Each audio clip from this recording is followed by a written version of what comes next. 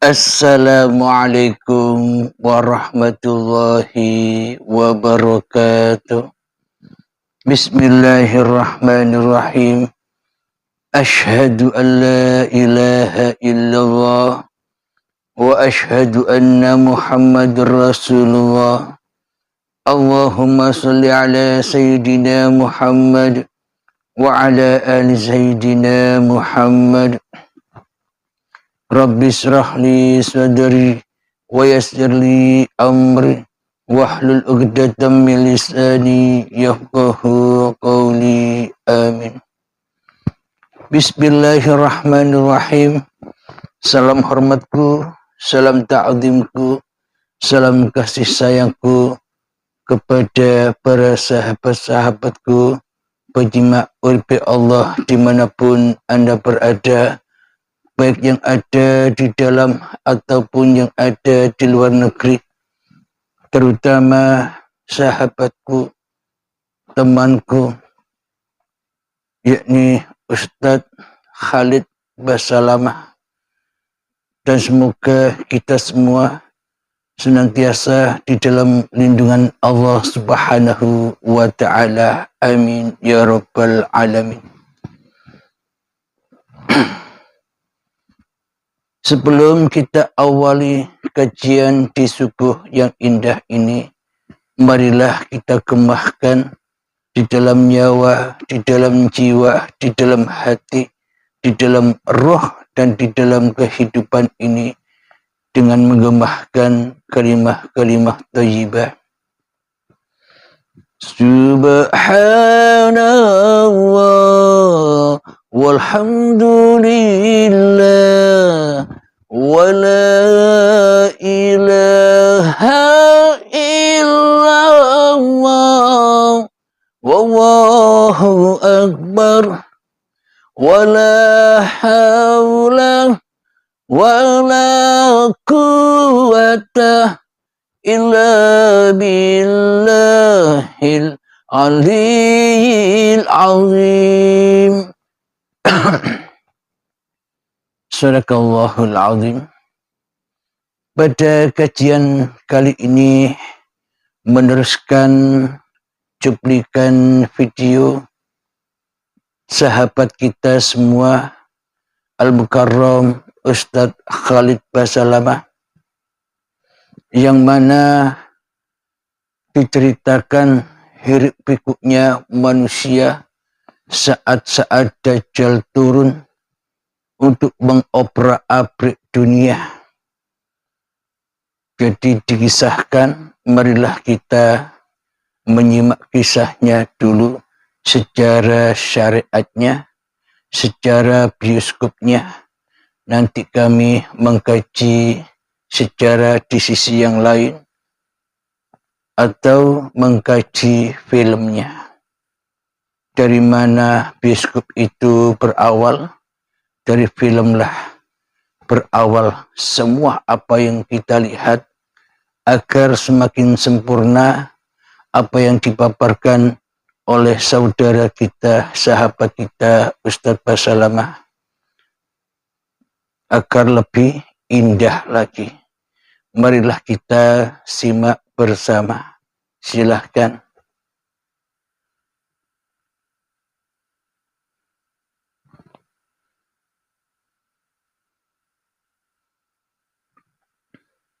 Besar pada saat itu, gitu kan, menara putih, gitu kan. Nah, mereka kumpul, kemudian pada saat itulah mereka pada saat mau sholat asar, Nabi Isa alaihissalam Allah turunkan, tanda-tanda kiamat yang ketiga besar. Nabi Isa diturunkan oleh Allah Subhanahu Wa Taala yang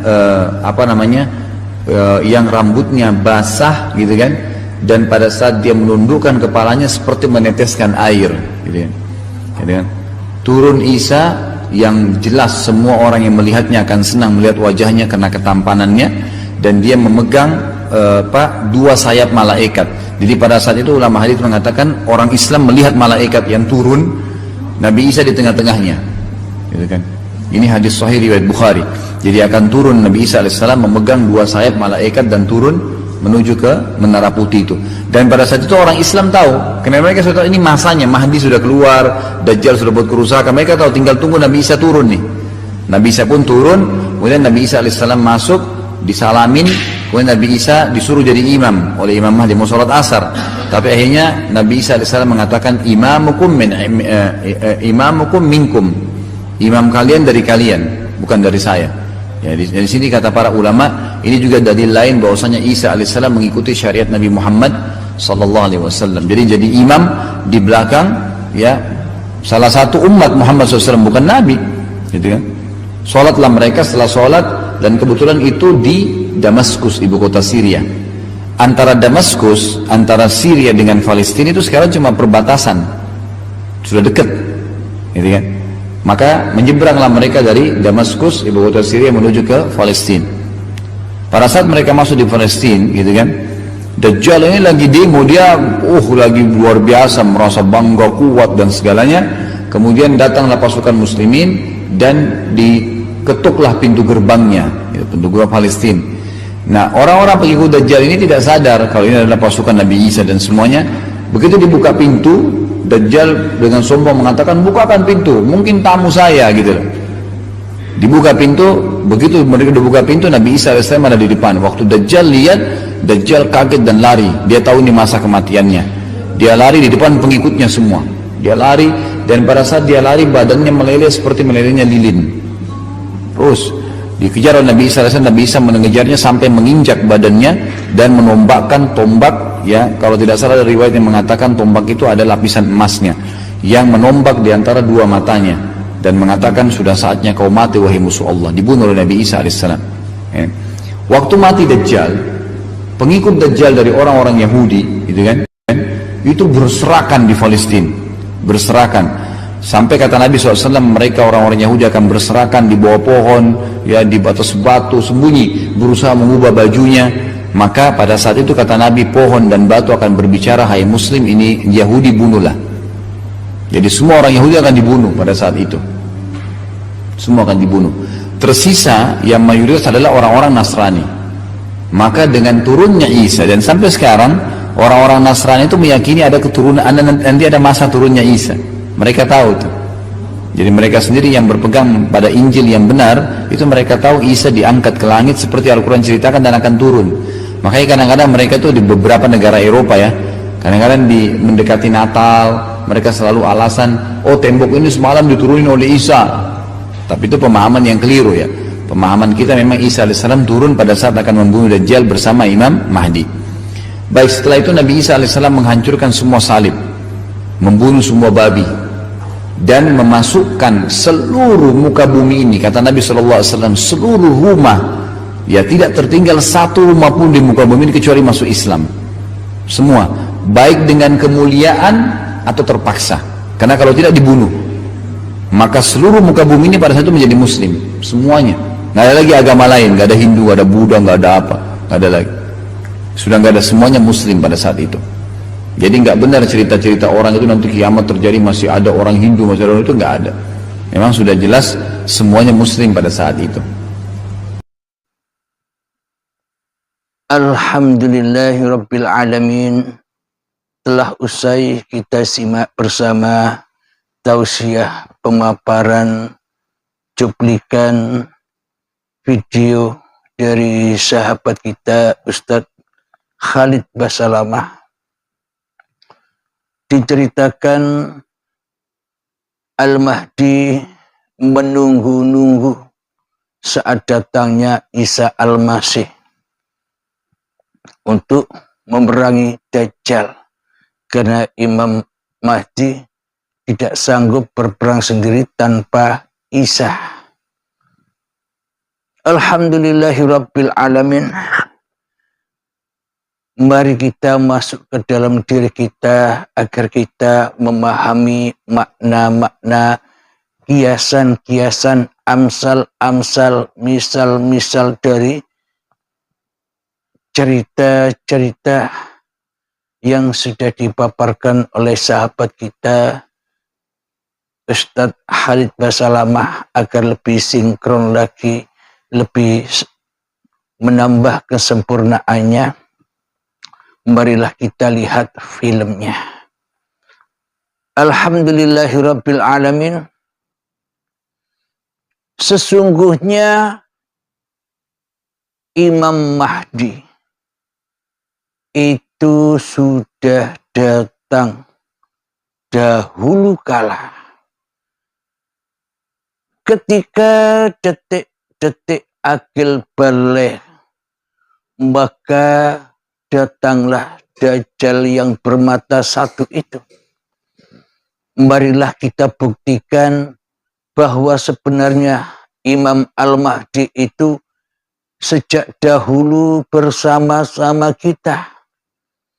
Sejak dari tanah kita bersama Al-Mahdi, kemudian kita diberangkatkan lagi, diperjalankan lagi dari tanah menjadi tumbuh-tumbuhan, dari tumbuh-tumbuhan menjadi hasil dari buah-buah tumbuhan itu, yakni buah-buahan, sayuran dan padi, sehingga diberangkatkan lagi oleh Al-Mahdi yang maha pemberi petunjuk, yakni uripe Allah, sampai dimakan, dikonsumsi oleh calon-calon kedua orang tua kita, sehingga disempurnakan lagi menjadi sel sperma dan sel telur pada calon-calon kedua orang tua kita. Ketika bertemu kedua orang tua kita, maka terjadilah pembuahan hingga menjadi gumpalan darah. Jadi dari tanah sampai gumpalan darah hingga menjadi gumpalan daging, semua bersama Al-Mahdi. Semua ditunjuki, dituntun, dipelihara, dicukupi oleh Al-Mahdi, yang mana Al-Mahdi itu tak lain dan tak bukan, dialah uripe Allah yang memperjalankan seluruh manusia, yang menunjukkan seluruh manusia. Bila tidak ada Al-Mahdi, bila tidak ada sang pemberi petunjuk, bila tak ada uripe Allah, maka apakah mungkin ada proses dari tanah, proses penciptaan dari tanah sampai jadi gumpalan daging? Bila tak ada yang memberi petunjuk, yakni uripe Allah, maka takkan pernah ada proses-proses itu. Di dalam proses-proses itu pun kita dimakan minumi. Wallahu a'lam dengan bagaimana caranya, pokoknya kita semua umat manusia dimakan minumi di dalam perjalanan-perjalanan itu. Karena tanpa makan dan tanpa minum, tanpa pemeliharaan, tanpa penjagaan, manakah akan terjadi pembuahan, manakah akan terjadi tubuh-tubuh kita yang mungil ini sejak dari tanah hingga menjadi gumpalan daging. Maka di saat gumpalan daging, kita seluruh umat manusia diingatkan hingga diabadikan di dalam Al-Quran, kutiupkan rohku. Jadi maknanya, kuhidupi kamu, wahai badan-badan, wahai para manusia, dengan uripku. Kuhidupi kalian semua dengan hidupku. Itu makna yang terdalam dari kutiupkan rohku. Berarti manusia kan tak pernah punya roh, tak pernah punya hidup. Bila hidup ini hidupnya manusia, maka tentulah kita ingat sejak perjalanan dari tanah sampai menjadi gumpalan daging. Bila hidup ini diri kita, bila badan ini milik kita, tentulah kita ada di saat kita menjadi gumpalan daging. Mestinya ada ketika kita saat jadi tanah. Ingat, tidak boleh lupa, tidak akan lupa bila hidup dan badan ini milik kita sendiri. Akan tetapi Jangankan saat menjadi gumpalan darah atau gumpalan daging. Ketika saat jadi bayi yang suci saja kita tak pernah ingat apa-apa. Kita tak ada, kita Adam, kita goib. Itulah sejati hakikat semua diri manusia yang tak ada, yang goib, yang tak hadir ketika perjalanan-perjalanan itu terjadi di saat malam hari. Maknanya di saat malam hari itu ketika kita tidak tahu apa-apa. Subhanalladzi asra bi'abdihi laylan. Maha suci Allah yang telah memperjalankan hamba-hambanya. Jadi bukan Nabi Muhammad saja yang diperjalankan. Bila Nabi Muhammad saja yang diperjalankan, tentunya ayatnya bukan demikian. Ayatnya akan berbunyi, Subhanalladzi bi Muhammadin bin Abdullah. Itu berarti Isra Mi'raj itu hanya berlaku bagi Kanjeng Nabi Muhammad saja. Akan tetapi ayatnya, Subhanalladzi asra bi 'abdihi lailan. Maha suci Allah yang memperjalankan hambanya di saat malam hari. Itulah perjalanan kita semua dengan Al-Mahdi. Saat dari tanah sampai menjadi gumpalan daging. Hingga menjadi janin. Dan terlahirlah sebagai bayi. Minal masjidil harami ilal masjidil aqsa alladhi barakna. Dari Masjidil Haram hingga Masjidil Aqsa yang diberkahi. Maknanya Masjidil Haram itu adalah tanah yang suci. Hingga sampai Masjidil Aqsa adalah bayi yang suci. Yang diberkahi, yang mana sudah ditunggu-tunggu oleh ayah, ibu, dan sanak saudaranya. Digambarkan perjalanan Kanjeng Nabi Muhammad di dalam Isra Mi'raj. Di malam hari beliau disambut setelah lama ditunggu-tunggu oleh para nabi, oleh para rasul, oleh para aulia, oleh para malaikat untuk sholat berjamaah. Di saat pemberangkatan Isra dan Mi'raj itu. Maka dari itu, itulah semua gambaran dari setiap diri manusia.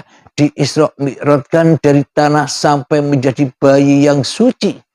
Itu semua terjadi di malam hari ketika manusianya podo ndak werune. Atau ketika manusia tidak tahu apa-apa dan tidak tahu siapa-siapa.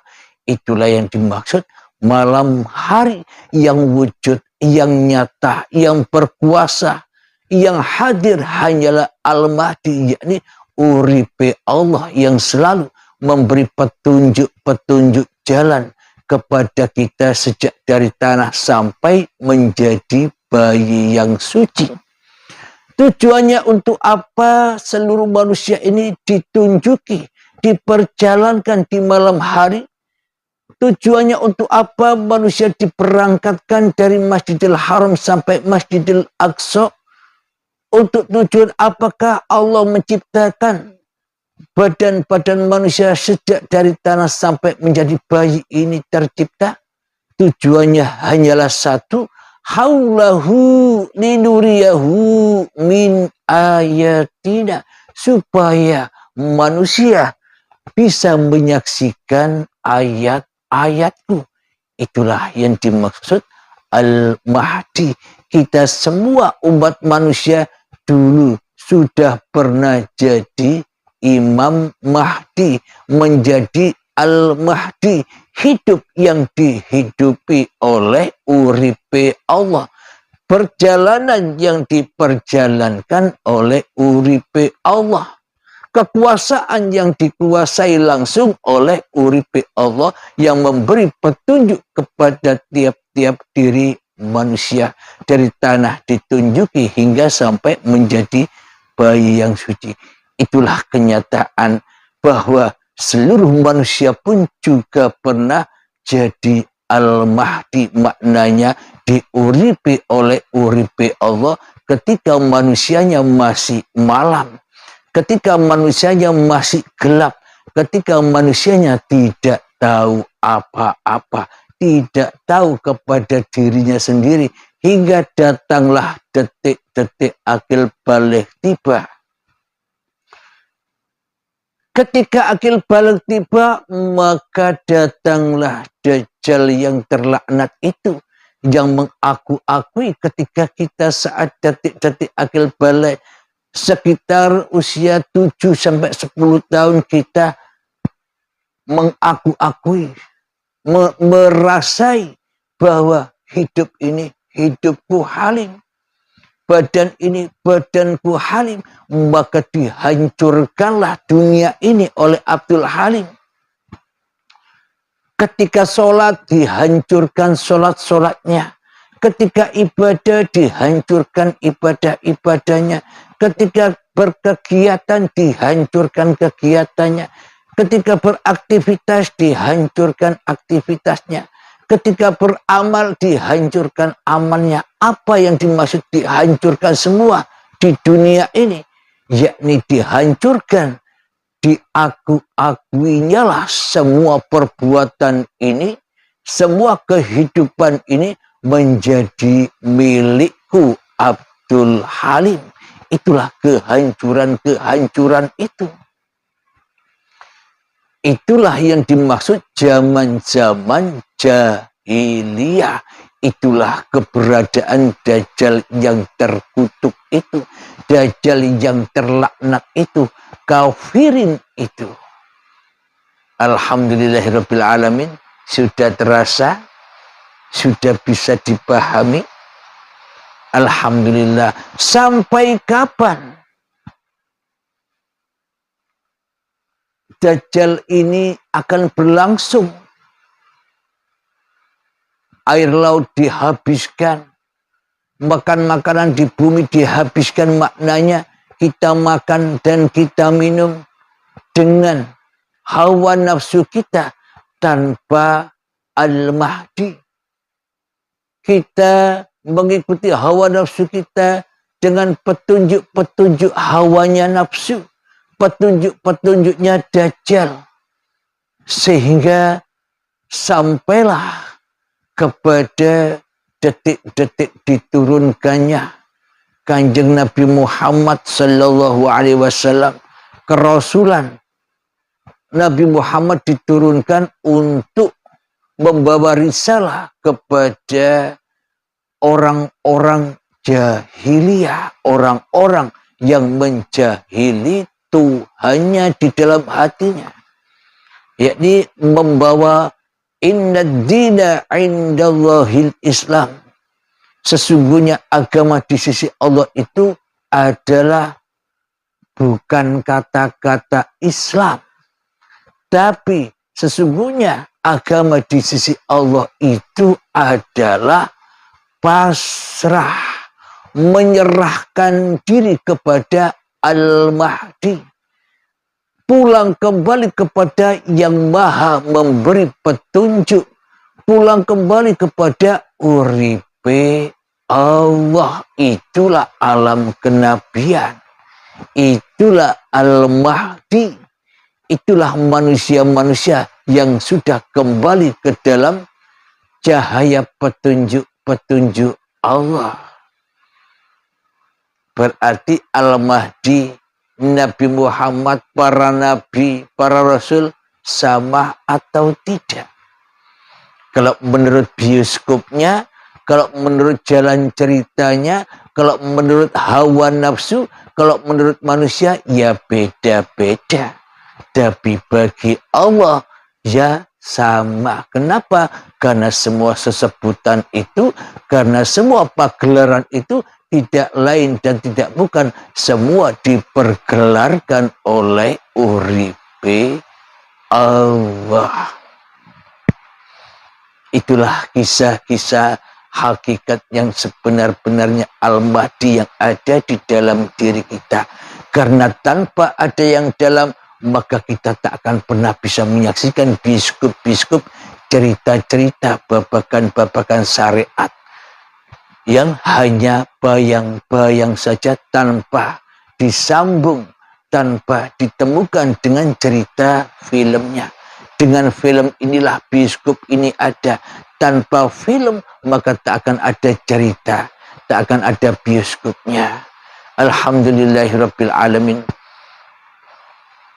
Kita melanjutkan kembali kajian ketika datang turunnya Nabi Isa yang ditunggu-tunggu oleh Al-Mahdi untuk memerangi Dajjal, untuk membunuh hawa nafsu kita ini. Diceritakan tugasnya Al-Mahdi bersama Isa, yaitu pertama membunuh Dajjal, yang kedua membunuh yang kedua yaitu mematah-matahkan kayu salib, yang ketiga adalah membunuh babi dan celeng, yang keempat adalah membebaskan pajak-pajak. Apa makna itu? Apa makna sejatinya yang ada di dalam diri kita? Alhamdulillah, hujan rahmat. Yakni ketika Isa dan Al-Mahdi diceritakan bersama-sama membunuh Dajjal. Apa makna Isa dan Al-Mahdi itu yang sesungguh-sungguhnya? Isa dan Al-Mahdi itu adalah sebuah ilmu hakikat dan makrifat yang selama ini dianggap sesat oleh Dajjal. Ilmu ketuhanan, ilmu hakikat makrifat yang dianggap syirik oleh Dajjal, yang dianggap ilmu sesat oleh manusia. Kenapa? Karena Dajjal ya mensesat-sesatkan. Bila ada manusia yang ingin kembali kepada Allah, Dajjal, iblis, setan tidak mau ada manusia yang kembali kepada Tuhannya. Maka disesat-sesatkanlah manusia yang belajar ilmu hakikat dan makrifat. Jadi hakikat dan makrifat itulah lambang dari Nabi Isa dan Al-Mahdi itu untuk mengalahkan, untuk membunuh Dajjal laknatullah itu. Yakni dengan belajar ilmu hakikat dan makrifat, dengan belajar ilmu jati-jatinya diri, maka lama-kelamaan keakuan diri kita yang merupakan Dajjal, keakuan diri kita yang merupakan setan, keakuan diri kita yang merupakan iblis itu, yakni inna syaitana lakum aduwwum mubin. Sesungguhnya setan itu adalah musuh yang nyata bagimu. Siapakah yang nyata di dalam hati kita? Siapakah yang hidup nyata di dalam hati kita? Siapakah yang berkuasa yang nyata di dalam hati kita? Selama ini kan diri kita sendiri. Allah, kewujudan Allah sudah kita tiadakan. Kewujudan Allah sudah kita goibkan. Kehidupan Allah sudah kita matikan. Kekuasaan Allah sudah kita lemahkan di dalam hati kita. Yang wujud, yang hidup, yang berkuasa selama ini hanyalah diri kita sendiri. Itulah Dajjal yang terlaknat yang selama ini selalu mengobrak-abrik apa yang kita lakukan. Selama ini kita tak bisa pulang kepada Allah. Selama ini kita hanyalah linas, bukan linafsi. Kenapa? Karena Dajjal lebih wujud daripada Allah. Karena Dajjal lebih hidup daripada Allah. Karena Dajjal lebih berkuasa daripada Allah di tiap-tiap hati kita selama ini. Dan seolah-olah Allah tidak bisa apa-apa. Jadi logikanya, bagaimana mungkin kita bisa menyembah? Bagaimana mungkin kita bisa mengabdi kepada yang tak ada, kepada yang tidak bisa apa-apa, kepada yang tidak wujud, tentunya kita selama ini tersesat mengabdi kepada yang wujud. Siapakah yang wujud di dalam hati kita? Dajjal yang bermata satu itulah yang selama ini kita jadikan pemimpin di dalam hati kita. Apa lambang dari mata satu? Yakni hati kita hanyalah memandang dunia dan keperluan-keperluannya, dunia dan segala urusan-urusannya. Ketika manusia mulai berontak oleh keganasan-keganasan Dajjal ini, ketika manusia sudah terhidayai untuk kembali ke jalan Tuhannya, maka ia akan mencari Al-Mahdi dan Isa, yakni mencari ilmu hakikat dan ilmu makrifat untuk agar bisa membunuh dirinya sendiri, agar bisa membunuh Dajjalnya. Maka pertemulah dengan baiat. Bila tidak baiat, ya tidak bisa terbunuh Dajjalnya. Bila tidak berbaiat, ya tidak bisa tersembelih Dajjalnya. Mung angen-angen wae, seolah-olah saja paham, tapi yang paham masih Dajjalnya. Kita ditipu. Maka dari itu wajib berbaiat. Apa berbaiat itu? Berani mati demi uripe Allah. Itulah sang pembela agama Allah. Alhamdulillahirabbil alamin. Ketika mati di dalam baiat manusianya, maka tumbanglah Dajjal itu. Maka bangkitlah manusia. Itulah ketika Dajjal itu tumbang, itulah yang dimaksud kiamat kubra. Ketika kiamat kubra, maka ada hari kebangkitan, maka bangkitlah manusianya yang tadinya dari linafsi menjadi lillahi ta'ala di dalam hatinya, karena yang ada hanya Allah. Itulah hari kebangkitan, itulah hari akhirat. Kemudian tugasnya Isa dan Al-Mahdi apalagi? Yakni mematah-matahkan kayu salib. Kalau diceritakan secara syariatnya, logikanya begini. Buat apa Al-Mahdi dan Nabi Isa itu yang diberi pangkat yang tinggi oleh Allah diturunkan hanya untuk mencari kayu salib di gereja-gereja?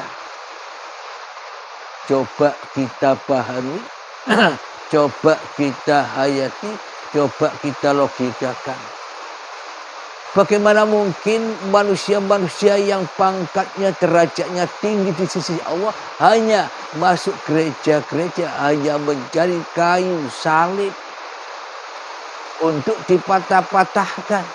Anak kecil saja bisa hanya mematah-matahkan kayu-kayu saja. Jadi yang dimaksud mematah-matahkan kayu salib itu apa? Yakni mematah-matahkan kayu hayun manusianya yang ada di dalam hatinya. Dikembalikan lagi hayun, dikembalikan lagi uripe manungsane kepada uripe Allah. Itulah yang dimaksud mematah-matahkan kayu salib. Kenapa? Karena selama ini di dalam hati kita yang ada hanyalah uripe manusianya, bukan uripe Allah. Itu yang dipatah-patahkan ketika sudah berbaiat, ketika sudah kedatangan Isa dan Al-Mahdi. Kalau begini sudah sinkron dengan kajian sahabat kita Ustadz Khalid Basalamah, dan sinkron antara biskop dan filmnya sinkron, antara luar dan dalamnya sinkron, antara syariat dan makrifatnya sinkron. Jadi tidak ada perbedaan, yang ada hanyalah persamaan. Esanya kembali antara syariat dan makrifat. Alhamdulillahirabbil alamin. Jadi yang sebenarnya yang dikatakan memata-matakan kayu salib itu adalah selama ini kita tersalipi, kita terhijab, kita terbelenggu, kita terdidik dari uripe Allah.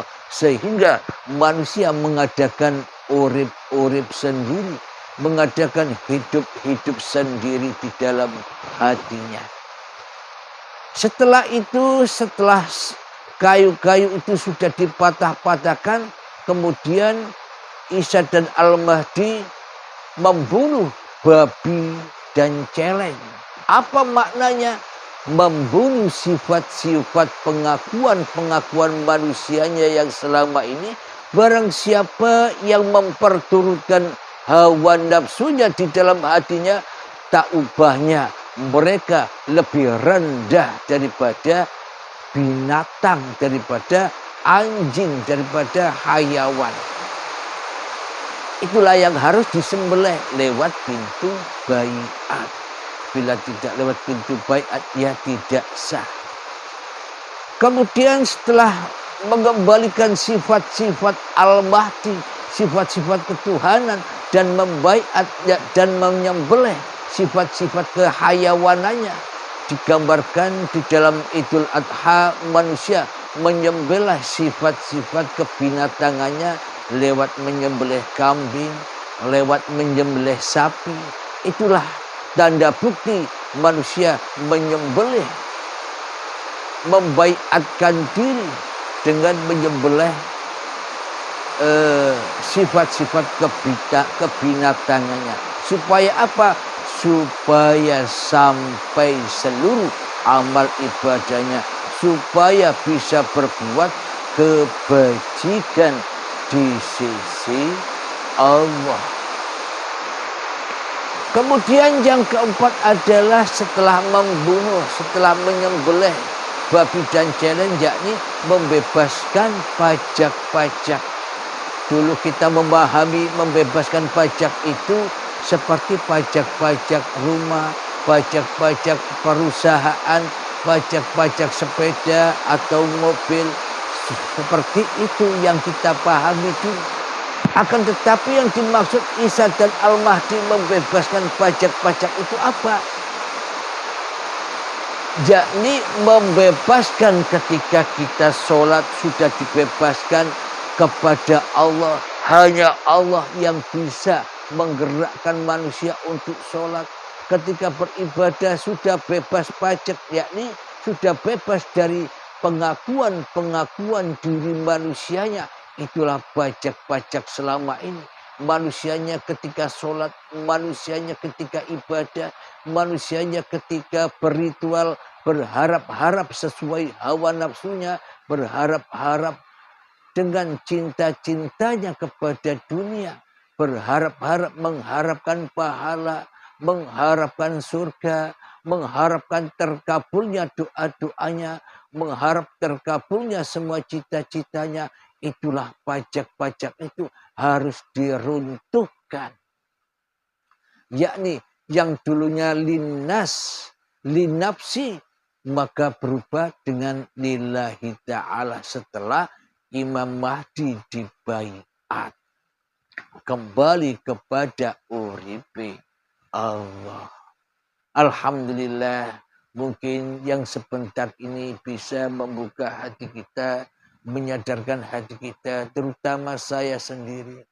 Semoga kita semua, juga termasuk saudara kita, sahabat kita, Ustadz Khalid Basalamah, kita sama-sama memahami antara hakikat makrifat dan syariatnya, agar tersambung lagi antara film yang di luar diri, antara bioskop yang ada di luar diri, cerita-cerita yang ada di luar diri, agar sinkron dengan filmnya yang ada di dalam diri. Karena tanpa yang ada di dalam diri, tanpa Al-Mahdi, maka cerita semua itu takkan pernah ada. Tanpa uripi Allah, maka takkan pernah ada cerita. Inilah yang dimaksud inna lillahi wa inna ilaihi raji'un. Semoga kita semua para mendengar, siapapun yang mendengarkan, semoga kita bersama-sama kembali ke jalan petunjuk Tuhan yang telah menciptakan kita. Jadi Tuhanlah yang lebih wujud daripada kita di hati kita. Tuhanlah yang lebih hidup daripada hidup kita di hati kita. Tuhanlah yang lebih berkuasa atas kuasa kita di hati kita. Itulah Al-Mahdi. Itulah jalan petunjuk untuk pulang kembali kepada uripe Allah. Alhamdulillahirabbil alamin. Sebelum kita akhiri kajian di subuh yang indah ini, marilah kita kembangkan selawat dalimin daf'il bala.